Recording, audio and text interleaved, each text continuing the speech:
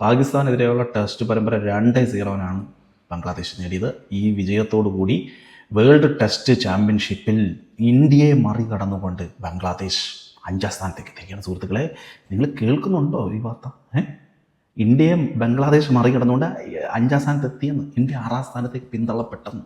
58.33% ബംഗ്ലാദേശിൻ്റെ വിജയശതമാനം world test ചാമ്പ്യൻഷിപ്പിൽ. ഇന്ത്യയുടെ വെറും 48. അവസ്ഥ ആലോചിച്ച് നോക്ക്. അപ്പോൾ നിങ്ങൾ ഇന്ത്യ ഈ വർഷം ഇതുവരെ കളിച്ചില്ലല്ലോ, അതുകൊണ്ടല്ലേ? ഈ വർഷം കളിച്ചിട്ടില്ല സത്യം തന്നെ. കഴിഞ്ഞ വർഷം കളിച്ചില്ലേ? ഇവിടെ തന്നെ വൈറ്റ് വാഷ് ചെയ്യപ്പെട്ടില്ലേ സൗത്ത് ആഫ്രിക്കനോട്? ഏത് കളിയാണ് ജയിച്ചാൽ? വെസ്റ്റ് ഇൻഡീസിനോട് ആണ്ടൊരു കളി അല്ലേ?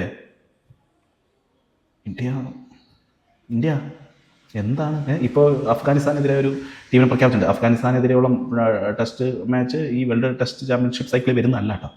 കാരണം അഫ്ഗാനിസ്ഥാനകത്തില്ല, ചുമ്മാ കളിക്കുന്നതേ ഉള്ളൂ. അഫ്ഗാനിസ്ഥാൻ ഒരു പ്രൊമോഷന് പോലെ. പക്ഷേ അതിനകത്ത് പ്രഖ്യാപിച്ചിരിക്കുന്ന ടീം എന്തുവാടേ? ഇവിടെ തിളങ്ങിയ ആളുകൾ, ഇവിടെ ഡൊമസ്റ്റിക്കിൽ തിളങ്ങിയ അക്യൂബ് നബി, സർഫറാസ് ഖാൻ, മുഹമ്മദ് ഷാമി, ആരുമില്ല. ഗുജറാത്ത് ടൈറ്റൻസിലെ കുറേ ആൾക്കാരെ എടുത്തുകൊണ്ട് ഗുജറാത്ത് ടൈറ്റൻസ് ടെസ്റ്റ് ടീമിനെയാണ് ഇപ്പോൾ പ്രഖ്യാപിച്ചിരിക്കുന്നത്. ശരിക്കും ഞാൻ പറയുന്നത് അഫ്ഗാനിസ്ഥാൻ്റെ ഭാഗത്ത് അതിശക്തമായൊരു പോരാട്ടം വേണം, അതിശക്തമായൊരു പോരാട്ടം.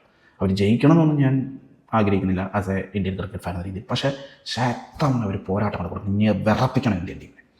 അപ്പം ചിലപ്പം ആശാനും ഗംഭീര ആശാനും ഒക്കെ ഒന്ന് മനസ്സിലാവും, ഈ ടീം കൊണ്ട് നടക്കുവോടെ, നമ്മളൊന്ന് മാറ്റി ചിന്തിക്കണ്ടേ.